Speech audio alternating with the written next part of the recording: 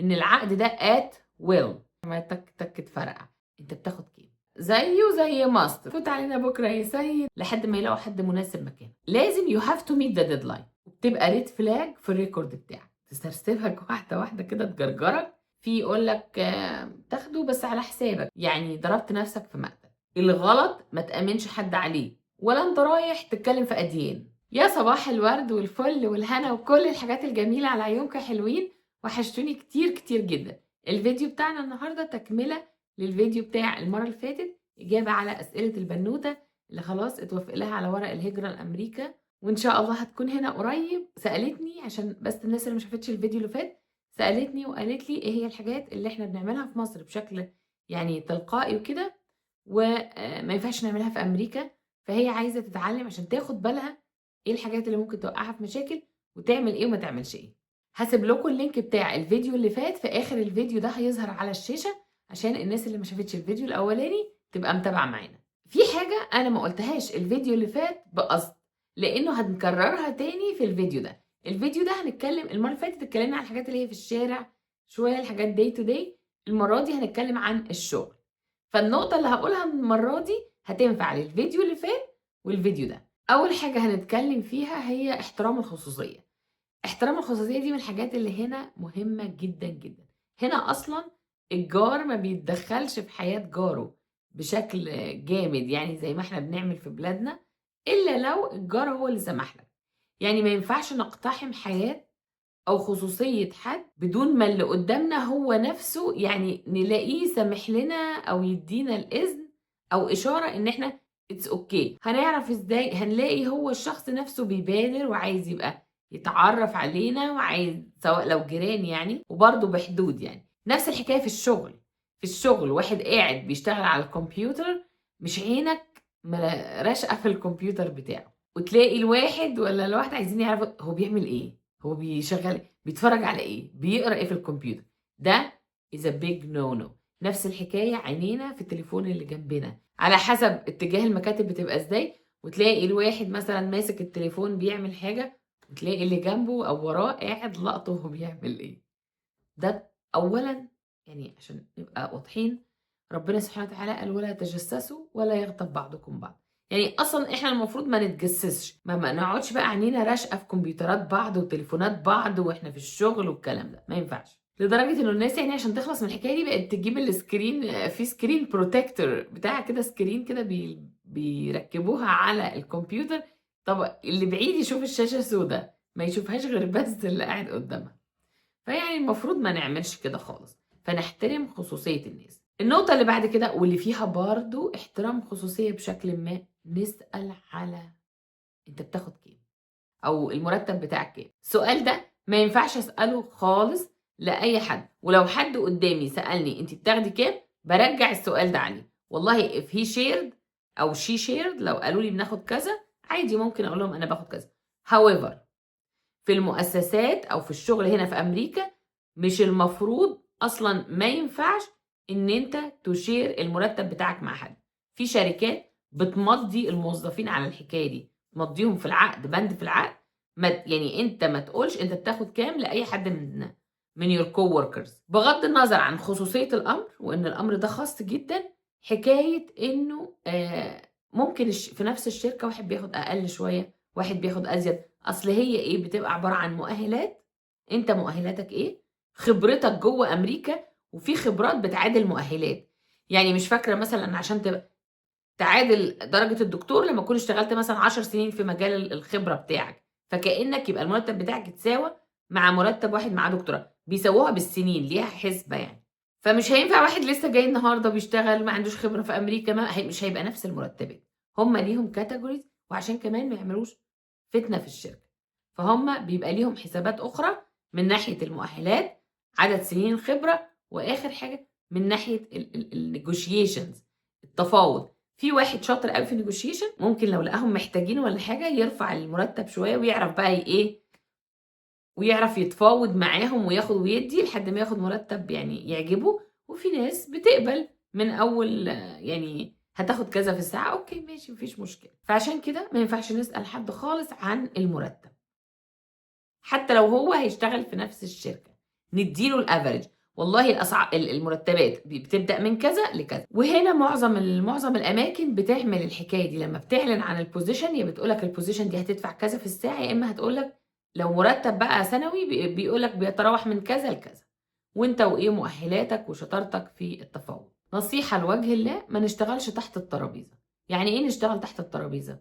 يعني الناس اللي بتبقى جايه لسه ورقها ما خلصش او معهاش ورق تقولك، او مش عايزه تدفع ضرايب، تقولك لا انا مش هدفع الضرايب، انا ايه اديني المرتب من غير ضرايب. اولا هيخسف لك بالمرتب الارض. فمثلا هقول لكم ارقام جزافيه، مثلا لو واحد هياخد $15 في الساعه عشان لو كان هيدفع هو الضرايب لوحده، هتبص تلاقي لو انت مش هتدفع الضرايب وشغال من تحت الترابيزه هتلاقي ال15 دول بقوا $7 في الساعه، فهيخسفوا بمرتبك الارض. فما تشتغلوش تحت الترابيزه، وفي نفس الوقت خلي الورق بتاعك كله ليجل، خلي كل حاجة قانونية.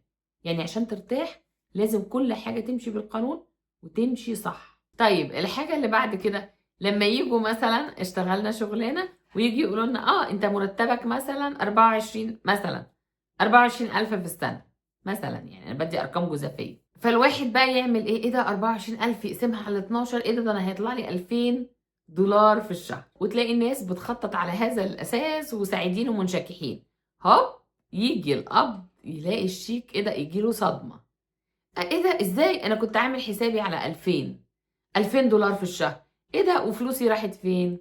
تعال اقول لك بقى يا حلو فلوسك بتروح فين.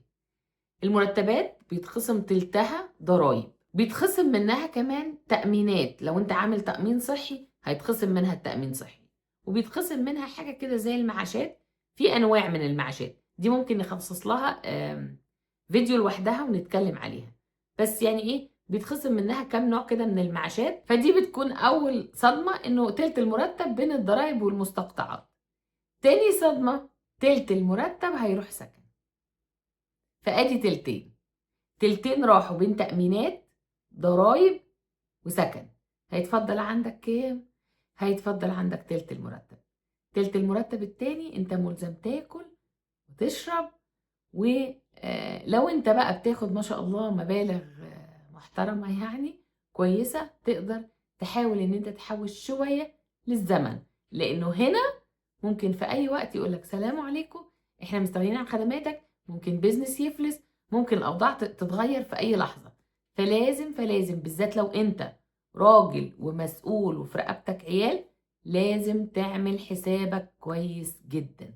النقطة اللي بعد كده، ما دام اتكلمنا على النقطة دي، نعمل حسابنا انه زي ما قلت لكم كده مفيش حاجة بتدوم. في امريكا هنا الطبع في الشغلانات التنقل، الا لو انت بقى شغال في شغلانه حكومه، وحتى الحكومه دلوقتي ما بقتش مضمونه قوي. فالطبع يا انت هتتنقل، يعني هيكون في تنقل كتير، هتتنقل من بلد لبلد، هتتنقل من شغله لشغله وهكذا. فعشان انت تبقى مأمن نفسك لازم تحوش. الخبراء هنا بيقولوا لازم تكون محوش من 6 شهور لسنه. ولكن في ظل الاحوال الجديده اللي الناس كلها بتمر بيها، والحاله الاقتصاديه حتى في امريكا بقت الحاله الاقتصاديه مش احسن حاجه، فحاول حاول حاول تحوش 1.5 سنة على جنب لو انت راجل ومعاك اطفال. لانه انت مش عارف هتلاقي شغل تاني امتى، انت مش عارف ولا انت عارفه، يعني محدش عارف هنلاقي شغل تاني امتى. هنعمل فعلى الاقل نعرف نجيب مثلا لو في ادويه، لو في حاجه حصلت عمليه بتاع. يعني لازم نكون مرتبين نفسنا كويس قوي في الموضوع المادي ده، والا هنضيع في امريكا. حاجه لازم ناخد بالنا منها مهمه جدا، لو انت مستأجر هتأجر شقه او هتأجري شقه او اوضه او اعمل حسابك انه صاحب البيت مفيش الحاجات بتاعتنا والعواطف والصعبانيات بتاعت بلدنا. طب معلش اديني شهر، طب معلش اديني شهرين، طب ظروفي صعبة. طيب مفيش كده. اول شهر انت مش هتدفع هيبقى عليك غرامة، تاني شهر مش هتدفع هيقولك سيب المكان، ما سبتش المكان هيروح يعملك ايفيكشن اوردر، بيروح للكورت المحكمة وبيفايل ايفيكشن اوردر، يعني امر اخلاء، وبتضطر ان انت تخلي في خلال 3 شهور من امر الاخلاء وتسيب البيت وتمشي. ففي الحالة دي في ناس هتبقى في الشارع. انا بشوف في كاليفورنيا يعني في حتت في كاليفورنيا الناس شغالة بس مش قادرين عشان كاليفورنيا غالية، مش قادرين يعيشوا في مكان، عايشين في العربية. فدي نقطة لازم ناخد بالنا منها كويس قوي. معلش احنا خرجنا بره المواضيع شوية، بس كان لازم اقول الحاجات دي لان هي مهمة جدا جدا جدا. ايه تاني الحاجات اللي هي مش مقبولة وممكن عندنا في بلادنا عادي؟ حتة بقى ان انا طبعا يعني اقمع البامية واعمل الكوسة وفوت علينا بكرة يا سيد، عارفين انتوا الايه الحاجات دي مش مقبولة. هنا دايما المكاتب والحاجات دي فيه كاميرات، وبيبقى فيه ملاحظة اي سلوكيات مش مظبوطه، وبعدين يعني مش منظر بقى نجيب نقمع الباميه ونعمل الحاجه دي. اتمنى يعني طبعا الاجيال الجديده يعني ما بتعملش كده، بس الشغل شغل، غير ان احنا ربنا هيحاسبنا، لان ان الله يحب اذا عمل احدكم عملا ان يتقنه. ان الواحد انا هشتغل يبقى هشتغل بما يرضي الله، مش هضيع وقت الشغل اللي انا باخد عليه فلوس ده عشان حرام. يعني هم هيدفعوا لك عشان انتاجيتك كذا والمطلوب منك انك تخلص 1 2 3، هيبقوا منتظرين ان احنا هنخلص الواحد 2 3. لو لقوا مرة على مرة على مرة في الشغل ما بيخلصش في ميعاده، في تسيب، في مش عارفة ايه واعذار، هيقولوا لك مع السلامة. من هذا المنطلق بنخش في النقطة التانية اللي بعدها. لما يكون عندك ديدلاين لازم you have to meet the deadline. قال لك البروجكت ده انا عايزه مثلا الاسبوع الجاي باي فرايداي، اخرك يوم الجمعة. لازم يكون يعني اذا عايز تبقى انت تكيب الشغلانه بتاعتك، وفي الاخر الارزاق بتاعت ربنا سبحانه وتعالى. بس انا بقول لكم يعني الحاجات اللي هي مهمه، اللي هي ما فيهاش هزار، يعني عشان تكيب الشغلانه بتاعتك. ولو if you can't keep it ولا حصل حاجه لا قدر الله، يبقى عندك يعني ايه ريكومنديشن ليتر او ريفرنس كويسه من الشغل القديم لانك كنت بتعمل عليه. فالديدلاينز دي حاجات تحترم، ولازم لما يكون عندك ديدلاين يو هاف تو ميت ات. يعني ممكن مره مرتين لظروف قهريه جدا تتاخر شويه، لكن غير كده خلي العاده بتاعتك ان انت يو ميت الديدلاينز بتاعتك سكسسفولي. حاجه من الحاجات اللي بتعمل كوارث وقت الشغل ماسك التليفون. انا دلوقتي مفروض ان انا على حسب احنا بنشتغل ايه. لو الناس اللي بتشتغل في مطعم المفروض ان هي تجهز اكل مش عارفه ايه وهكذا. ناس تانية اللي هي مثلا بتعمل تيتشنج المفروض ان هي ده وقت البريبريشن وما اعرفش على حسب كل واحد. الناس الدكاتره ده المفروض ان هم وقت بنكتب فيه الريبورتس بتاعت العيانين، بنكتب لهم الادويه او بنجهز بنقرا حاله العيان اللي هنخش نشوفه. طيب تخيل بقى انت كل شويه ماسك التليفون وعمال تك تك تك ومركز في التليفون، او بتعمل مكالمات طويله، كل شويه مكالمات طويله بتاخد من وقت العمل. قبل ما هيكلموك هيلاحظوك من غير ما انت تاخد بالك. هيلاحظوا انت على التليفون بقالك قد ايه، الفريكونسي بتاعتك بتمسك التليفون يعني كم مره في اليوم، وكل مره بتاخد وقت قد ايه. هيسيبوك هيقولوا مره، يمكن حصل مره للظروف مرتين لظروف، ابتداء من ثالث مره هيلاقوا بقى لا ده هابت، هيبداوا يكلموك، هيدوك انذار. اذا انت ما انتبهتش للانذار ده في الاخر هتمشي، هيمشوك، مش هيخلوك قاعد. هم مش عايزين اللي قاعد يشتغل، عايزين انا مركز في الشغل مش قاعد مركز على التليفون. ففي حاجات بتحصل كده في ايه في بلادنا ممكن المصالح تتجاوز عنها، لكن هنا مش هيتجاوزوا عنها. الحاجه اللي بعد كده واللي لازم انتبه لها قوي قوي برضو السرقه في الوقت. بصوا السرقه بكل اشكالها هنا ما بيتسكتش عليها ومش مسموحه، وبتبقى ريد فلاج في الريكورد بتاعك. اي نوع من انواع السرقه، يعني انت لما هتيجي تروح تشتغل شغلانه تانية، اول حاجه بيعملوها بيقول لك اخر شغلانه اشتغلتها فين. طبعا انت بتبقى كاتب في السي في اشتغلت في المكان الفلاني، وبيتصلوا بالاماكن دي عشان يتاكدوا انت كنت عامل ايه. بيكلموا مديرك، بيشوفوا اخلاقك، بيشوفوا اذا حصلت سرقه انت كده يعني ضربت نفسك في مقتل. منها سرقه ايه؟ سرقه الوقت بيعتبروها سرقه. انا هدفع لك 8 ساعات، فانت كل يوم بتجيلي متاخر نص ساعه وما بتكتبش ان انت اتاخرت بنص ساعه. لما بتيجي تعمل الفايلنج بتاعك يو فايل فور 8 hours، بتعمل ان انت اشتغلت 8 ساعات وانت اشتغلت 7 ساعات ونص. دي سرقه، دن سرقه وهتمشي. ولو انت في شغلانه حكومه ده اتسرقت فلاج، وممكن ما تشتغلش في حاجه حكومه تاني او في حاجه يعني فيدرال تاني.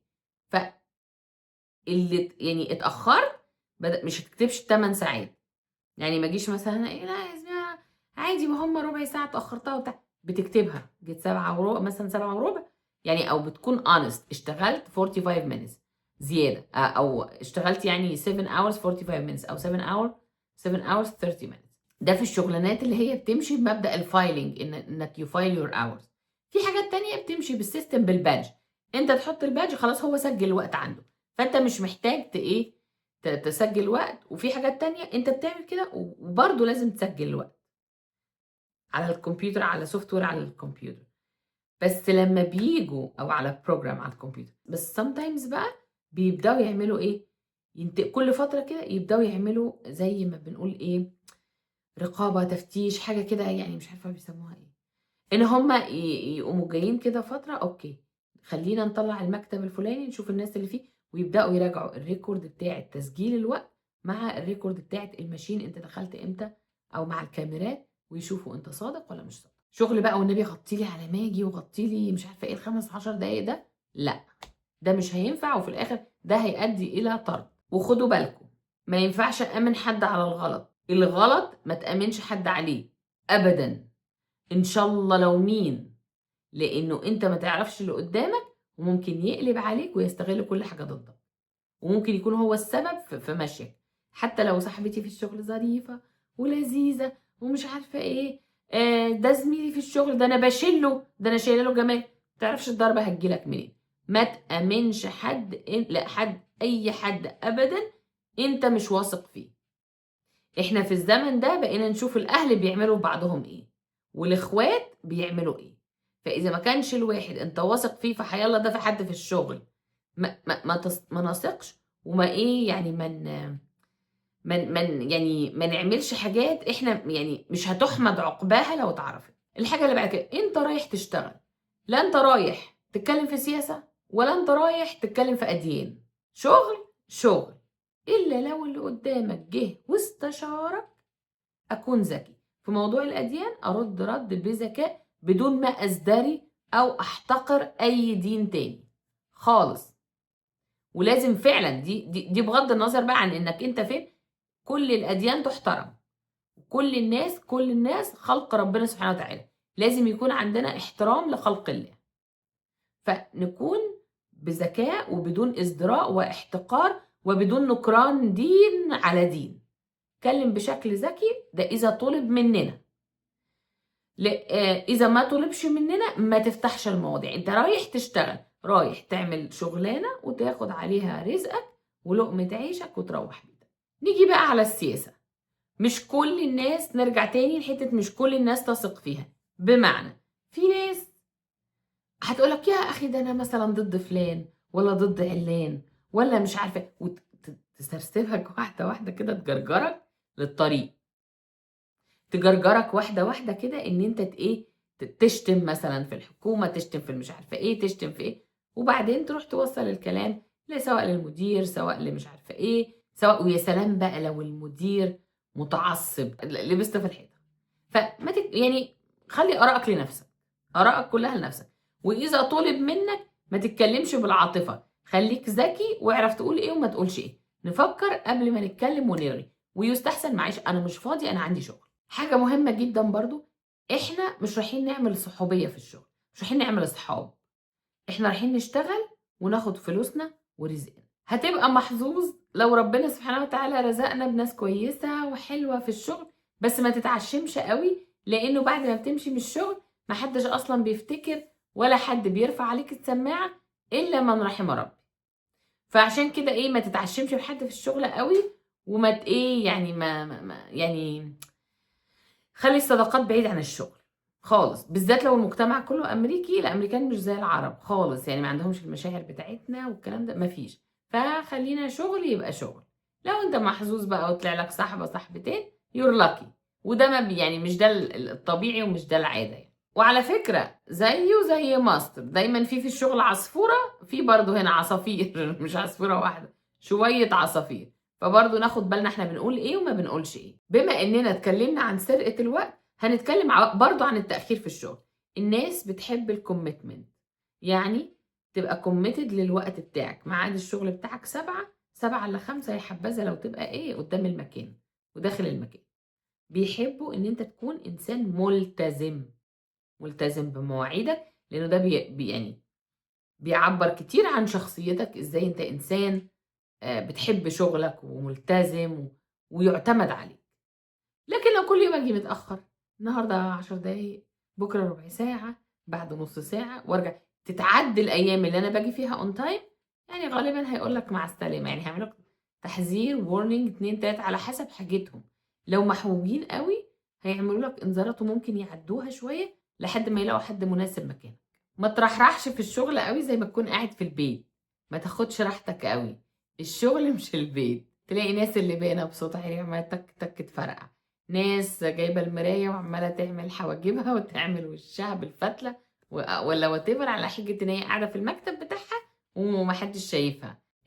قاعد قالع الجزمه ما شاء الله وبلاعب صوابعي وقالع ولا شبشب ولا شراب ولا شراب ولا اي حاجه، والروائح اللذيذه طالعه. يعني في مناظر نفس متهيألي الحاجات دي نفس عندنا يعني بقيه الحاجات التانية هتلاقينا احنا متشاركين فيها كلها. بيبقى الشغلانات بيبقى فيها كافيتريات، يعني كافيتريات مش شرط الكافيتريا تبيع حاجه، بس بيبقى فيها زي مطبخ كده، يعني على الاقل لو ما فيهاش كافيتريا فيها مطبخ لوقت الغداء. يستحسن يعني لو الاكل طبيخ وليه ريحه قويه وكده يستحسن نروح ناكل في الكيتشن او في الكافيتريا.